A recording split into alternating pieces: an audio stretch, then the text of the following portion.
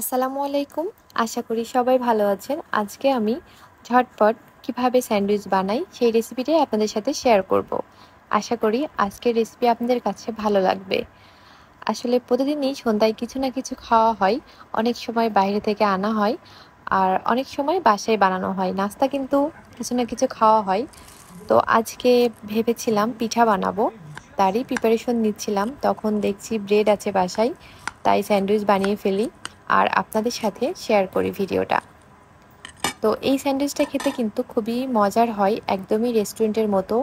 আপনি যদি কাউকে বানিয়ে খাওয়ান, সে কিন্তু বুঝতে পারবে না যে এটা আপনি বানিয়েছেন কি রেস্টুরেন্টের।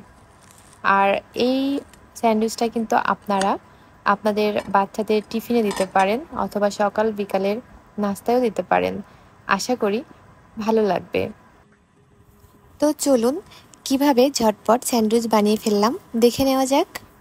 প্রথমে একটা প্লেট নিয়েছি আর এখানে আমি 3 পিস ব্রেড নিয়েছি। এখন আমি সস লাগিয়ে নিচ্ছি। চেষ্টা করবেন ব্রেডগুলো একটু বড় সাইজের নেওয়ার জন্য। আপনারা যদি পরিমাণে বেশি বানাতে চান সেই ক্ষেত্রে ব্রেডের পরিমাণটা বেশি নিয়ে একসাথে সাজিয়ে নেবেন, তাহলে একটু তাড়াতাড়ি হয়ে যাবে। এখন আমি দিয়ে দিচ্ছি সামান্য পরিমাণ চিজ। এখানে আমি মজারেলা চিজ নিয়েছি। এখন দিয়ে দিয়েছি পেঁয়াজ। আমি দেখতেই পাচ্ছেন কিভাবে কেটে নিয়েছি, গোল গোল চিকন করে কেটে নিয়েছি। আর টমেটো দিয়ে দিয়েছি স্লাইস করে। আপনারা চাইলে কিন্তু এখানে ক্যাপসিকাম অ্যাড করতে পারেন।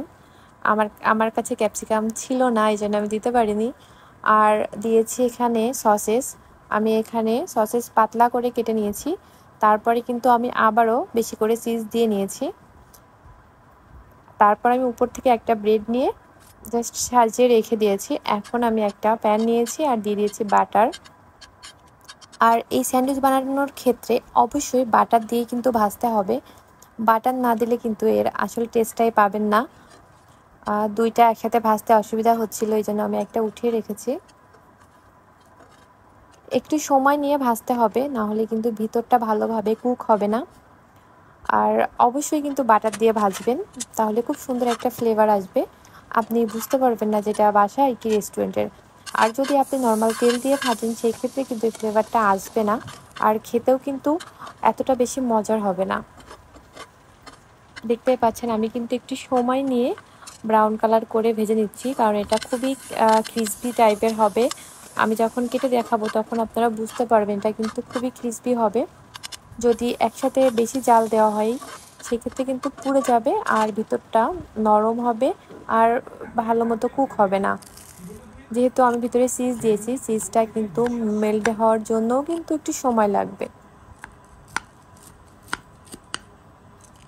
আমি এখন কেটে দেখিয়ে দিচ্ছি ভিতরটা কেমন হয়েছে। দেখে কিন্তু বুঝতে পারছেন একদম পারফেক্ট হয়েছে।